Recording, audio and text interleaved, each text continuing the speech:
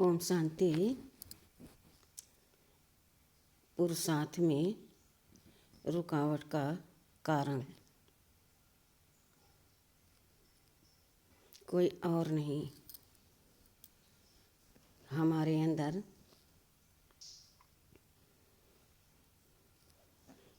अनेकों प्रकार के विकर्म हैं जो हमें पुरुषार्थ में संशय लाते हैं।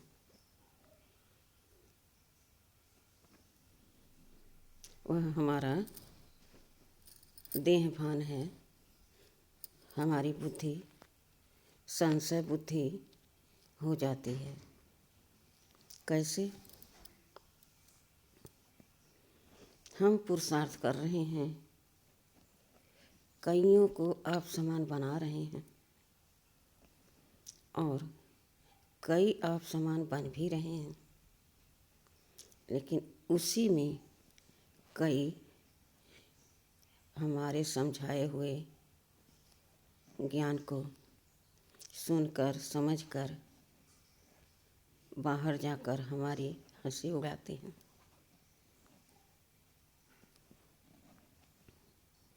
हमें नफरत आने लगती सुन के, फिर हम क्रोध में आ जाते हैं, फिर हम संशय में आ जाते हैं और फिर हम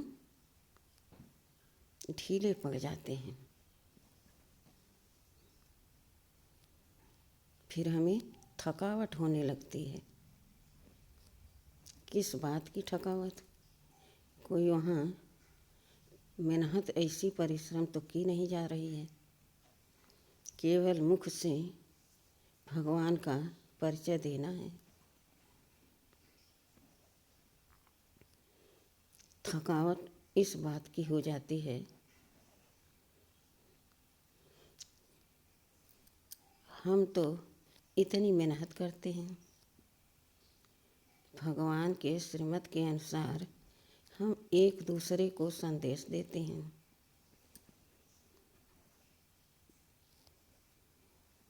मुरली सुनाते हैं, कोर्स कराते हैं, मनसा से भी सेवा करते हैं, फिर भी हमारे पुरुषार्थ में प्रगति नहीं दिखाई दे रही है। निश्चय बुद्धि कोई भी नहीं बनकर सामने आता है।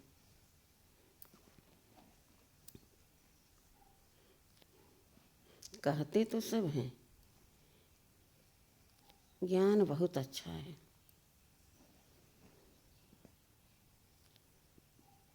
फिर कह करके पीछे हट जाते हैं।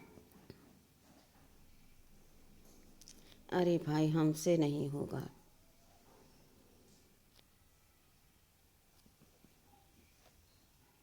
इतनी मेहनत इतनी तपस्या जब तक जियो तब तक करो।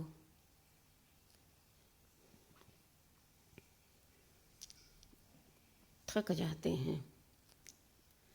यह दृश्य देख करके मेरा मन भी कमज़ोर होने लगता है, संशय में आने लगता है और मुझे थकावट होने लगती है।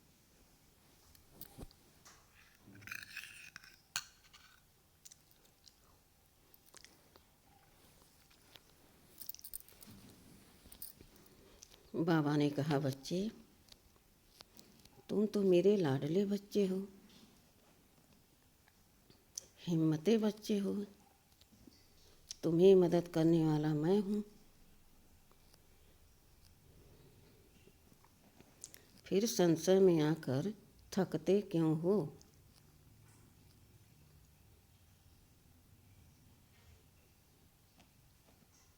जहाँ अपनापन होता है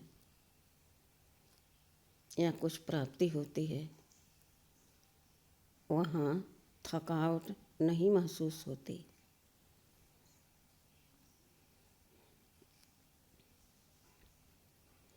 क्यों? हमें पता है कि बहुत हम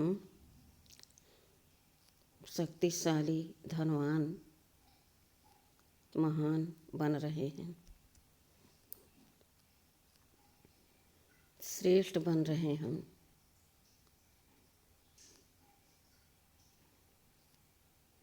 मेरे साथ सर्वशक्तिमान परमपिता परमात्मा शिव बाबा है। जहाँ वो है वहाँ कोई संशय की बात ही नहीं हो सकती। उससे बड़ा तो कोई है नहीं। वह मेरा साथी है, हमें अपना बनाया है।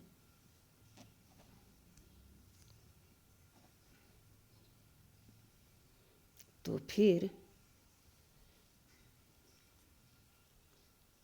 यह थकावट कहाँ से आई? पुरुषार्थ में ढीलापन कहाँ से आया? जरूर हमने अपनी मत मिक्स की है,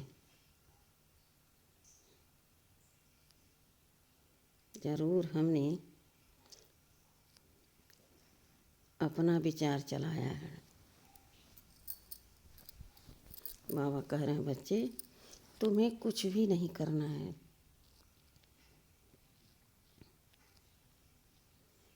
केवल निमित्त बन करके कर्म करना है, एकदम हल्के रहना है।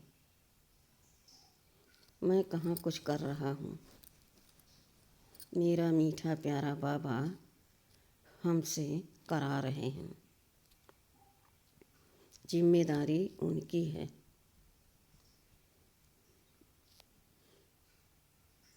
मैं तो निमित्त मात्र हूँ, इन कर्मेंद्रियों से कर्म कर रहा हूँ, कराने वाला कोई और है।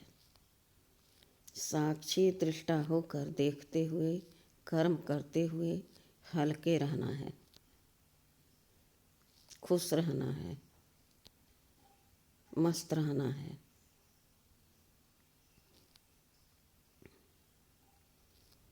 यह कल्प पहले हुआ था, आज भी हो रहा है। कल्प पहले भी मेरी विजय हुई थी, अभी मेरी विजय होगी। हिम्मते बच्चे, मददे खुदा।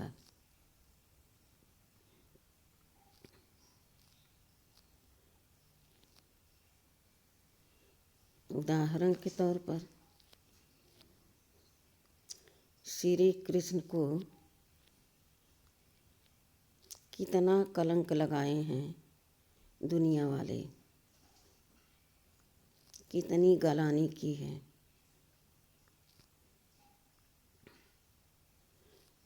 लेकिन वह अचल अडोल अपने कर्म में, बोल में, संकल्प में, संबंध में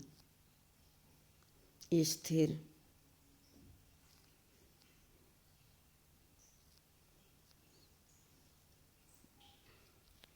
सदा एक बल एक भरोसा।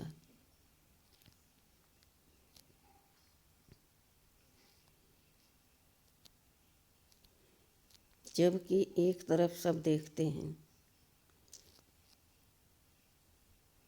उन जैसा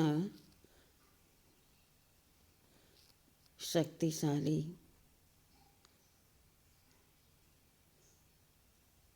पवित्र आत्मा कोई नहीं है, नंबर 1 है वो।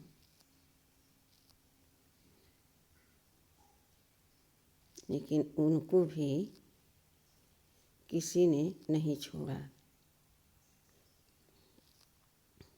कहीं माखन की चोरी का इल्ज़ाम लगाया तो कहीं गोपियों को भगाया,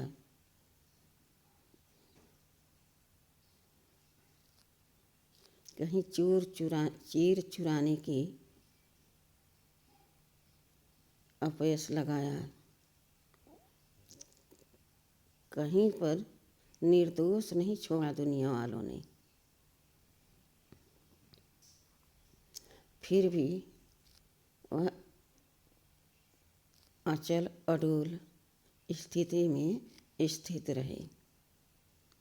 जो होगा सब देखा जाएगा, पीछे नहीं हटे, संशय में नहीं आए, तो सारे झमेले को पार करते हुए आगे बढ़ते हुए स्थित उनकी अचल अडोल।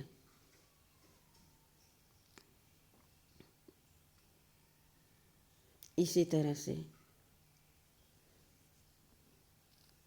ब्रह्मा बाबा को बहुत कलंक लगाए सबने।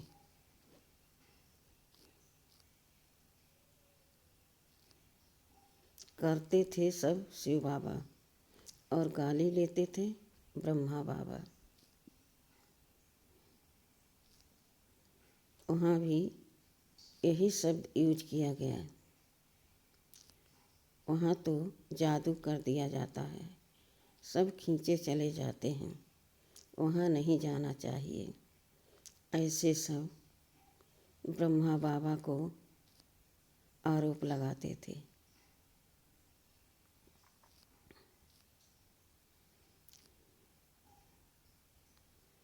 वह बुढ़ा जादू कर देता है और सब कन्याएं, माताएं, भाई भी वहाँ जाकर रहने लगते हैं।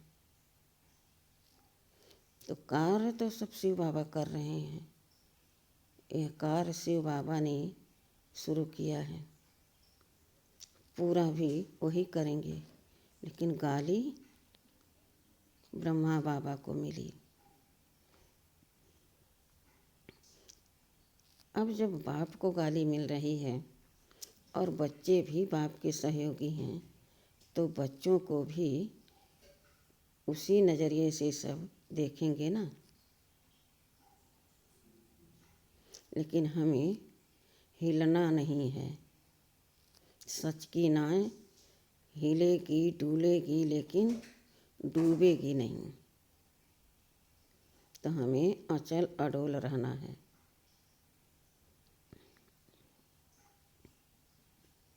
हम उस सर्वशक्तिमान की संतान हैं जिसके ऊपर कोई शक्ति नहीं है। मैं भी मास्टर सर्वशक्तिमान हूँ।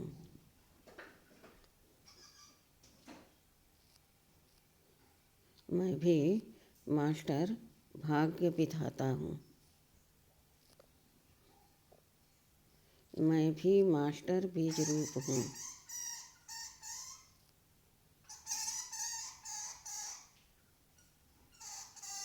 इस तरह से हमें चिंतन करते हुए दृढ़ता से आगे बढ़ते रहना है।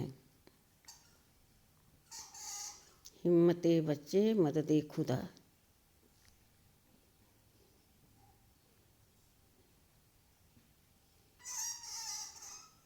जिसका साथी हो भगवान, भला उसको क्या रोकेगा आंधी और तूफान। यह तो सुना है ना।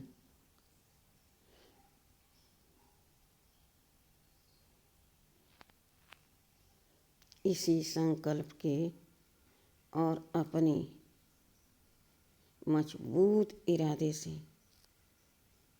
मैं आगे बढ़ रहा हूँ।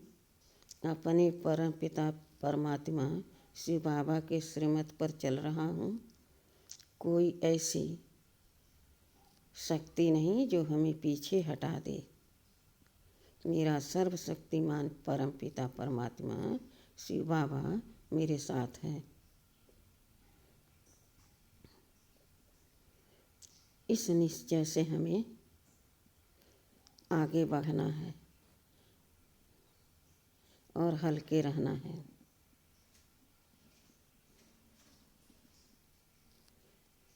कई बच्चे कहते हैं, बाबा रोज कहते हैं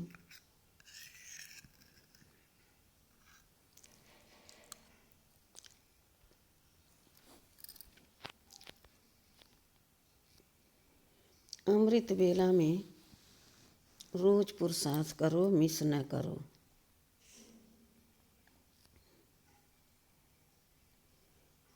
कभी भी बाबा अमृत बेले में सोने ही नहीं देते। जहाँ इस संकल्प को क्रिएट किया, वहीं पर हमें संशय, थकावट, अलबेलापन आ जाता है।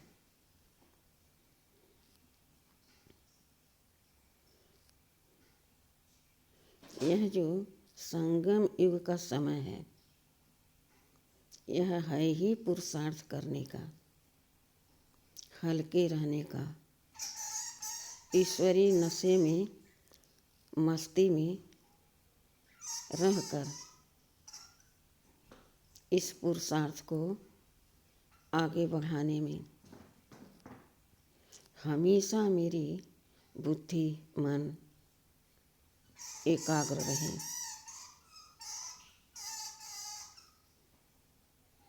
कुछ भी हो जाए, मैं अमृत बेला मिस नहीं कर सकता।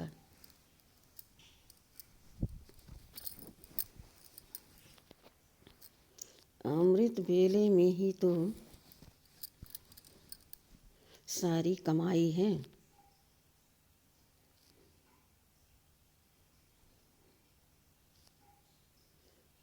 यह समय जहाँ गुजरा तो फिर तो सोना ही सोना है। इसीलिए बाबा कहते, बच्चे अभी नींद को त्यागो।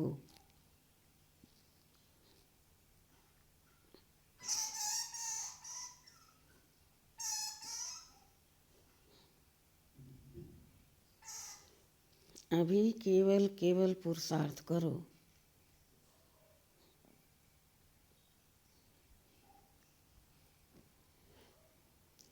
अनुभव करो और अभ्यास करो।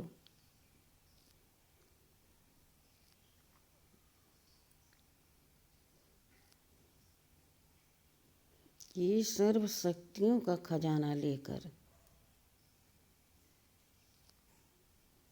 आता है अमृत बेला।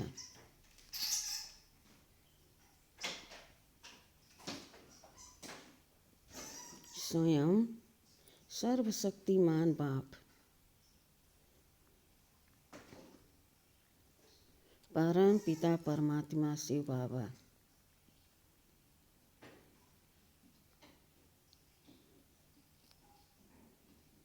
हमारे द्वार को खटखटाते हैं।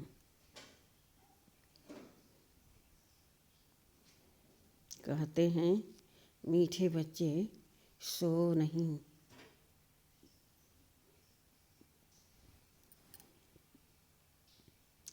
पुरुषार्थ करो।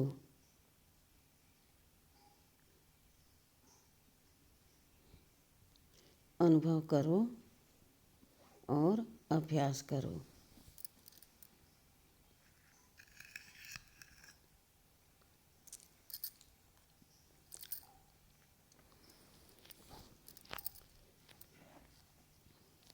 कि मैं आत्मा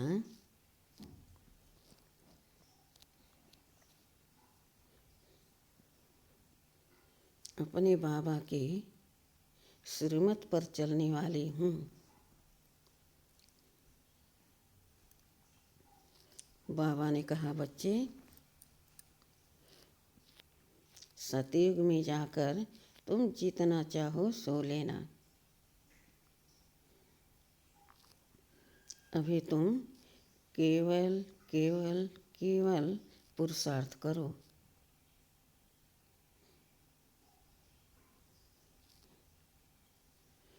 अनुभव करो और अभ्यास करो।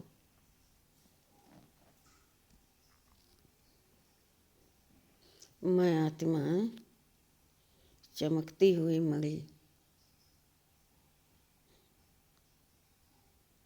भ्रकुटी के बीच सिंहासन पर विराजमान हूँ।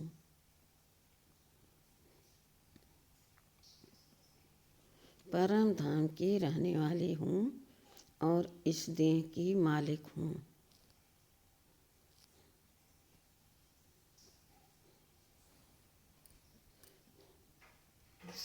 मुझ आत्मा से शक्ति उतर उतर कर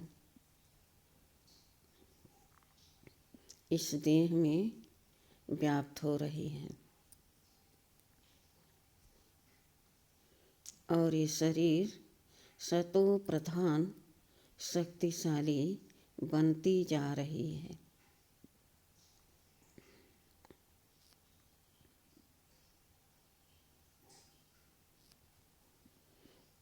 फिर अनुभव करें और अभ्यास करें।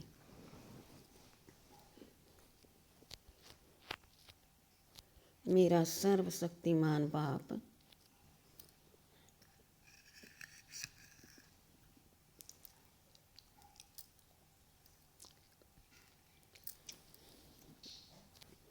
परम पिता परमात्मा शिव बाबा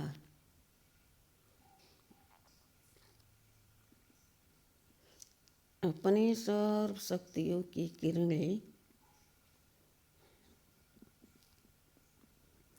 फैला रहे हैं, नीचे की ओर बरसा रहे हैं और यह प्रकृति का वायुमंडल वायुएशन सतो प्रधान शक्तिशाली बनता जा रहा है।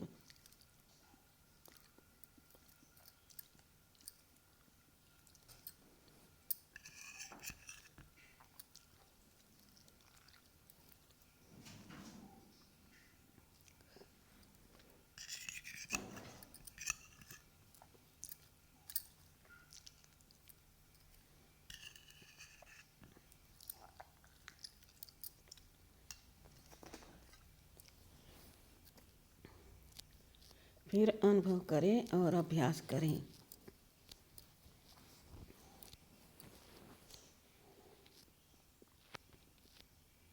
मैं आत्मा परम धाम की रहने वाली इस तन में अवतरित हो रही हूँ। इस देह में प्रवेश कर रही हूँ।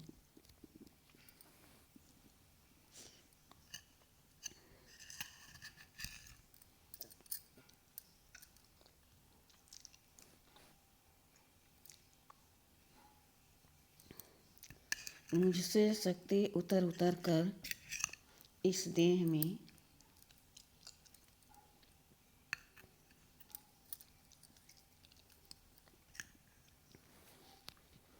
व्याप्त हो रही है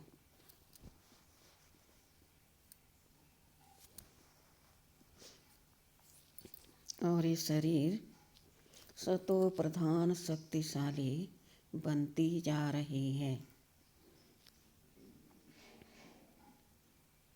फिर अनुभव करें और अभ्यास करें।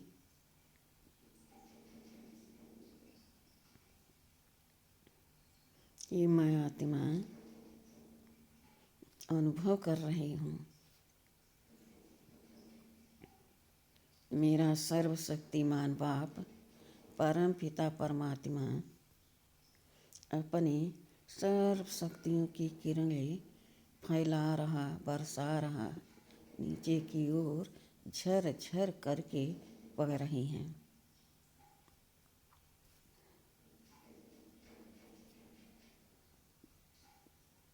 यह प्रकृति का पांचों तत्व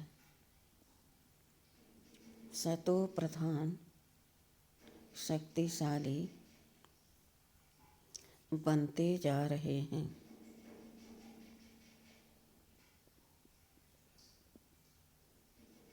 इस समय का वाइब्रेशन वायुमंडल सतो प्रधान शक्तिशाली बनते जा रहे हैं।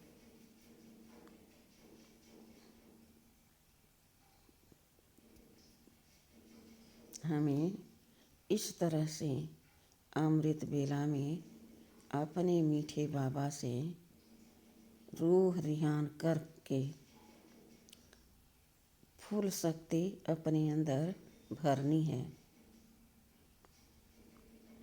कहते हैं कि आकर ओखर भरो, फिर जाकर बादलों की तरह वर्षा करो। तो जब हम अपने अंदर बाबा से शक्तियाँ लेकर भरकर औरों को दान करते हैं तो हम भी बाबा की तरह दानी बन जाते हैं। बाबा ने कहा, बच्चे, दानी नहीं बल्कि महादानी तुम भी बन जाते हो।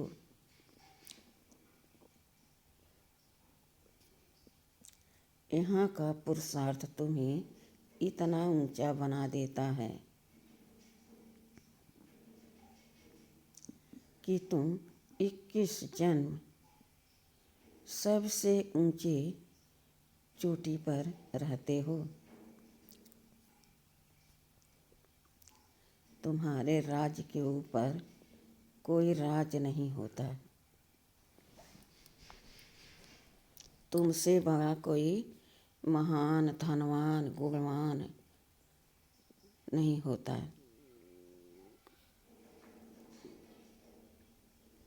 इक्कीस जन्म तो तुम महारानी महाराजा के रूप में राज्य करते हो। 2500 वर्ष देवी देवता के पद पर आसीन रहते हो। फिर 2500 वर्ष यानी आधा कल्प तुम पूजनीय बन जाते हो। तुम्हारी भक्त लोग पूजा करते हैं।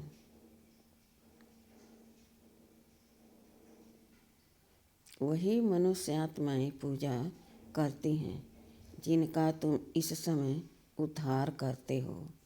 तुम्हारे साथ वो भी भक्त बन जाते हैं। तुम पूजनीय बन जाते हो। तुम्हारी चित्रों की सब पूजा करते हैं, विश्वास रखते हैं। यह इष्ट देव मेरी मनोकामना जरूर पूर्ण करेंगे।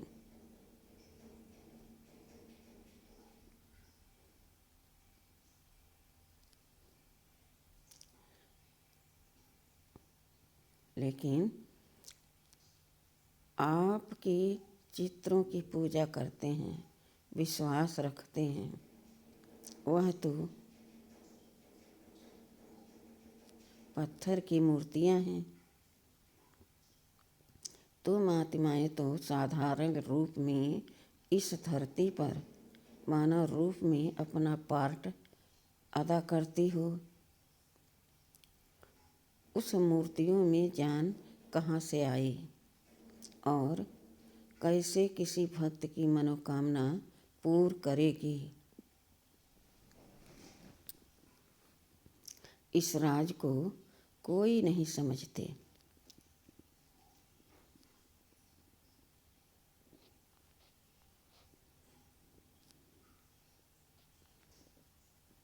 मैं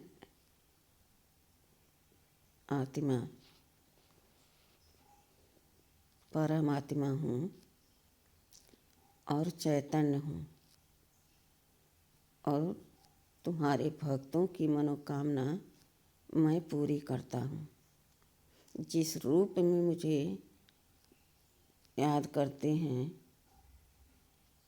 यानी तुम्हें पूजते हैं, उसी रूप से उसी भाव से हम उनकी मनोकामना पूर्ण करते हैं। इस बात को भक्त लोग नहीं समझते। कितनी अज्ञानता है। लेकिन विश्वास भी है, तो उनके विश्वास को मुझे तोड़ना नहीं है और उन्हें विश्वास दिलाना है।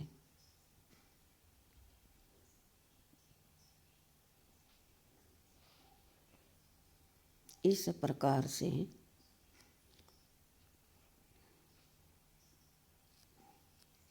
इस धरती को फिर से स्वर्ग बनाना है। सारे कल्प में तुम एक बार पूजनीय बनते हो और एक बार पुजारी बनते हो। पुजारी से फिर पूज, पूज से फिर पुजारी। यह राज तुम ही समझते हो और तुम ही पूर्ण करते हो। यह कार्य हम अकेले तो नहीं करेंगे, इसलिए तुम्हें मददगार रूप में श्रीमत देता हूँ कि मेरे मददगार बनोगे। तुम जैसा पुरुषार्थ करोगे उसी अनुसार तुम ऊंच पद पाओगे।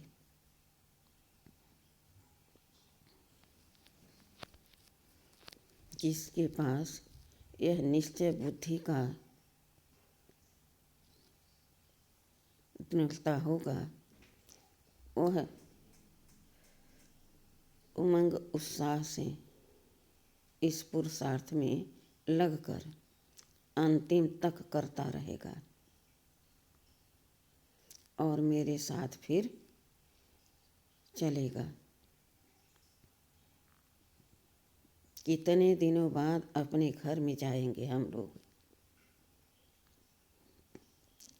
और फिर वहाँ से तुम अपनी राजधानी में आ जाओगे।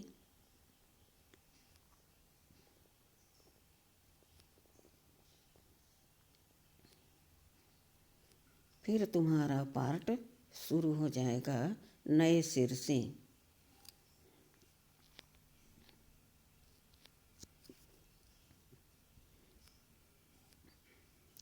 इस तरह से समझ आने के बाद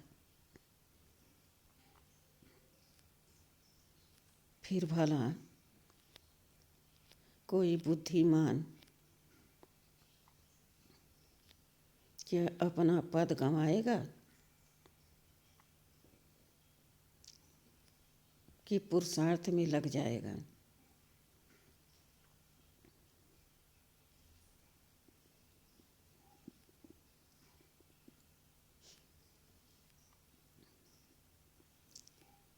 समझदार के लिए इशारा काफ़ी होता है।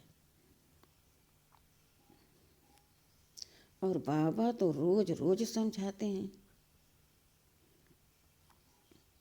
रोज कहते हैं बच्चे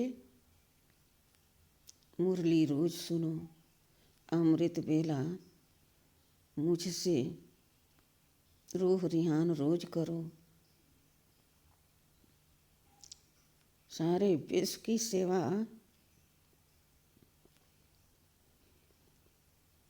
अपने मन से करो, तन से करो, वाचा से करो, कर्मगा से करो, स्थूल धन दान करो। जो जो तुम कर्म करोगे उसका फल तुम्हें पदम गुणा सतयुग में मिलेगा।